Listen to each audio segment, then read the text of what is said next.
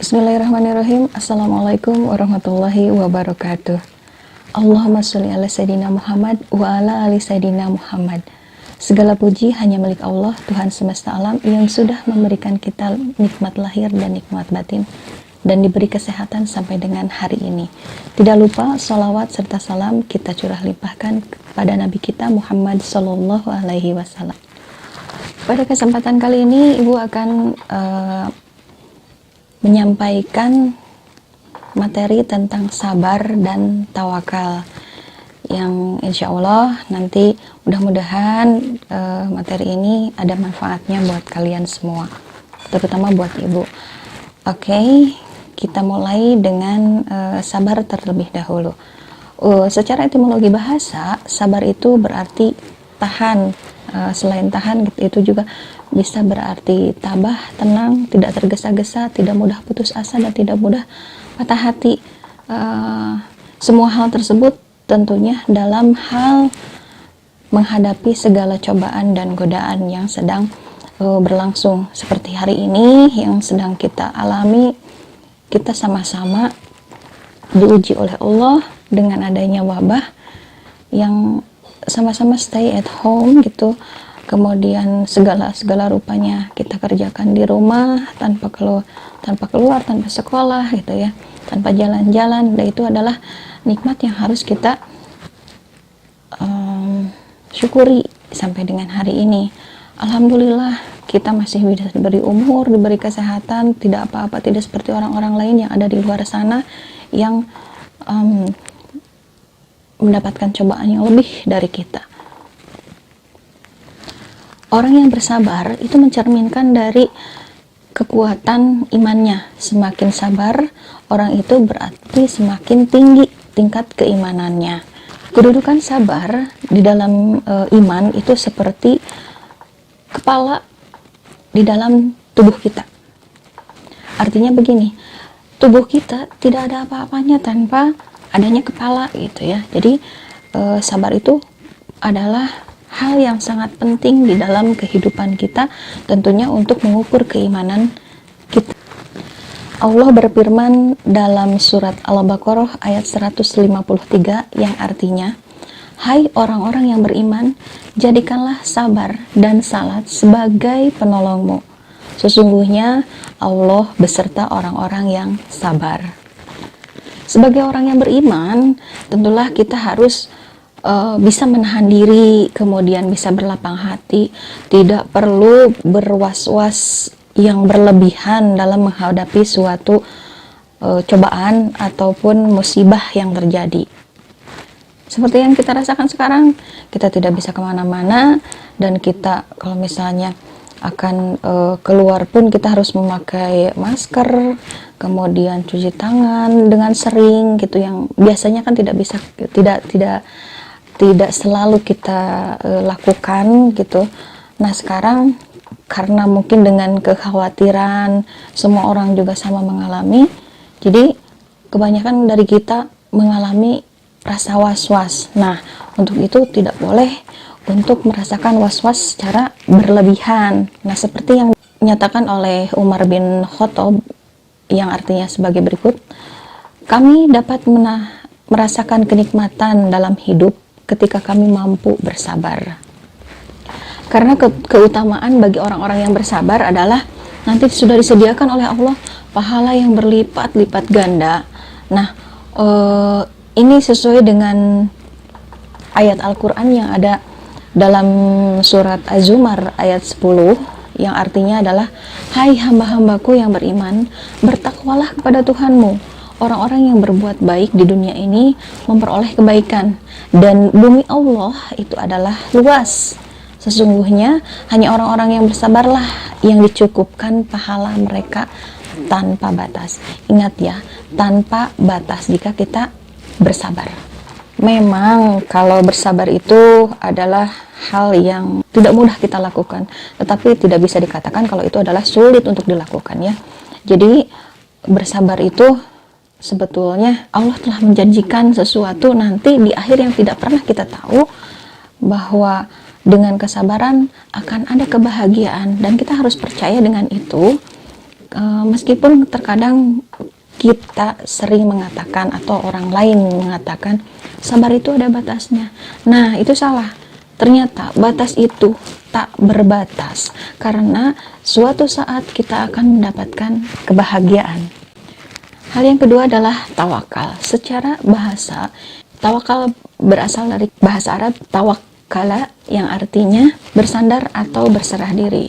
Sudah pasti kemana tujuannya, yaitu bersandarlah kepada Allah dan berserah dirilah kepada Allah. Secara istilah memang ini berarti sikap menyerahkan diri ini, kita serahkan segala urusan ini hanya kepada Allah Ta'ala.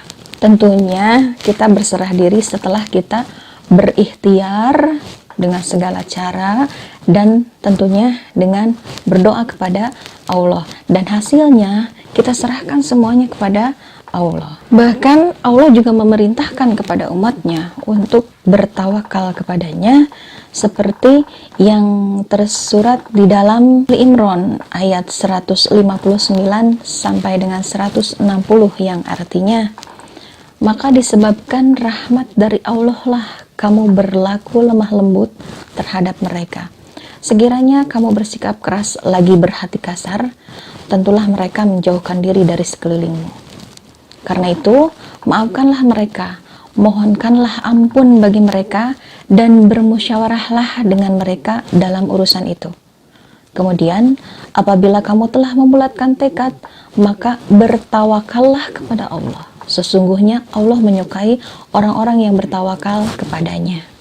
Nah, jelas Allah di sini memerintahkan kepada kita untuk bertawakal, dan insya Allah akan memberikan pertolongan kepada kita. Hubungan sabar dengan tawakal. Terkadang memang Allah menyebutkan dua buah kata dalam satu ayat itu saling beriringan, seperti dalam surat Al-Ankabut ayat 65, yang artinya orang-orang yang sabar dan mereka bertawakal kepada Tuhan mereka. Jelas dalam ayat ini dua kata sabar dan tawakal itu disebutkan secara beriringan dalam satu ayat. Allah ingin menyebutkan atau menunjukkan makna dari kata tersebut. Kemudian zaman itu memang dibagi hanya menjadi tiga, atau waktu itu hanya dibagi menjadi tiga. Yang ke satu adalah waktu dimana yang waktu itu sudah berlalu, atau dalam bahasa Arabnya mazi, ya. Nah, waktu-waktu yang sudah berlalu itu bisa saja barusan, bisa saja kemarin, 10 tahun yang lalu, atau ratusan tahun yang lalu yang tidak pernah kita lalui. Dan waktu itu tidak akan bisa kembali lagi ke waktu yang sudah berlalu tersebut. Yang kedua adalah waktu sekarang, atau dalam bahasa Arabnya adalah hadir, artinya waktu di mana kita sedang mengalami baik itu kejadian yang menyenangkan atau yang menyedihkan, atau seperti sekarang kegalauan yang tidak tahu sampai kapan kita akan mengalami hal dalam keadaan seperti ini, gitu ya. Kemudian yang ketiga adalah waktu yang akan datang atau mustakbal, gitu ya. Waktu dimana kita tidak pernah tahu apakah besok kita masih hidup atau tidak, atau 10 tahun yang akan datang kita masih ada atau tidak. Nah, itu waktu yang akan datang, gitu ya. Dari ketiga waktu tersebut sudah jelas bahwa waktu yang sudah berlalu, Allah itu tidak memerintahkan apapun atas waktu yang sudah kita lalui. Tetapi untuk waktu yang sekarang, nah, disinilah kedudukan sabar itu ada pada saat sekarang yang sedang kita alami. Makanya orang-orang yang bersabar itu insya Allah nantinya akan Allah mudahkan di kemudian hari, gitu ya. Jika sabar itu kedudukannya ada di waktu sekarang yang sedang kita jalani, maka tawakal itu adanya di waktu yang akan datang. Karena apa? Karena kita tidak pernah tahu apa yang akan terjadi besok, atau misalnya beberapa tahun yang akan datang, kita tidak pernah. Dengan catatan bertawakal kepada Allah itu sudah melakukan ikhtiar, dan tentunya doa yang selalu kita panjatkan kepada Allah untuk mencari ridhonya, dan memohon kepadanya supaya Allah memberikan pertolongan kepada kita. Dari tadi kita sudah menyebutkan kata sabar, tawakal. Nah, itu apakah ada manfaatnya nggak sih buat kita gitu ya? Tentu saja jika kita bersabar dan bertawakal kepada Allah, insya Allah ada manfaat buat kita. Ibu akan menyebutkan ada 8. Yang ke-1, dijamin kemudahan dunia dan akhirat. Itu janji Allah ya. Kemudian yang kedua, mudah beradaptasi dengan masalah apapun. Jika kita bersabar, mau ke lingkungan seperti apa, kita bisa beradaptasi tentunya dengan hal-hal yang baik tentunya ya. Jadi tidak kalau misalnya kita masuk ke keadaan atau situasi yang jelek, kita ikut-ikutan jelek, tidak seperti itu. Kita bisa menyesuaikan atau beradaptasi dengan hal-hal baru itu dengan mudah gitu, dan kita tentu saja tidak terbawa oleh hal-hal yang buruk. Kemudian yang ketiga, dengan sabar dan tawakal ini dapat mempertebal iman kita dan tidak mudah putus asa gitu ya.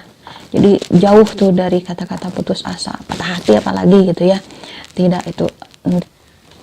Kemudian yang keempat, kita akan menjadi lebih mandiri, tidak tergantung kepada orang lain gitu ya. Karena kita sudah menetapkan dalam diri kita, tenanglah, aku akan bisa menghadapi segala cobaan gitu ya. Karena dengan sabar tersebut. Manfaat yang kelima, Allah akan mencukupi rezeki kita. Seperti sekarang ini nih, banyak orang tua kita misalnya yang tidak bekerja karena memang harus di rumah saja. Tapi apakah kita masih bisa makan? Berarti itu rezeki yang diberikan oleh Allah. Jangan takut tidak diberikan rezeki. Rezeki itu ya memang sesuatu yang kita makan dan yang kita pakai. Selebihnya itu adalah belum tentu milik kita dan belum tentu adalah rezeki. Yang keenam, diberikan kenikmatan yang tiada hentinya dari Allah gitu ya. Jangan susah-susah lah kita mencari kenikmatan, misalnya makan yang enak-enak seperti itu. Bukan hal-hal seperti itu saja. Nah, yang paling sederhana dan itu memang tidak bisa kita ciptakan. Kita bernapas setiap saat, itu adalah kenikmatan yang luar biasa. Kalian bayangkan orang-orang yang sedang di rumah sakit sekarang, yang terkena wabah ini gitu ya. Mereka mungkin napasnya sesak gitu. Sementara kita masih bisa menghirup udara yang segar dan kita masih bisa berjemur di bawah matahari pagi, itu yang menyehatkan buat kita. Mereka belum tentu bisa, dan itu adalah kenikmatan yang luar. Yang ketujuh, kita akan dikuatkan hati dan dijauhkan dari godaan setan. Nah, dengan bersabar mungkin ya menjalannya memang susah, tetapi kalau kita berusaha tetap bersabar seperti ini, insya Allah kita akan dikuatkan hati kita dan dijauhkan dari segala godaan-godaan setan yang ada gitu ya. Dan ini manfaat yang paling kita inginkan oleh semua umat Islam, yaitu masuk surga tanpa hisab. Allah menjanjikan itu jika kita bersabar dan bertawakal. Baik, untuk materi kita hari ini tentang sabar dan tawakal, Ibu cukupkan sekian. Untuk kesimpulannya adalah, ini ada quotes, sabar itu adalah ketika hati tidak meratap dan mulut tidak mengeluh. Dan untuk tawakal adalah berserah diri hanya kepadanya, tentunya dengan diiringi dengan ikhtiar dan doa. Sekian dari Ibu, mudah-mudahan ada manfaatnya buat kita semua. Mohon maaf bila ada perkataan yang salah. Yang benar datangnya dari Allah dan yang salah adalah datangnya dari diri Ibu sendiri. Akhirul kalam, assalamualaikum warahmatullahi wabarakatuh.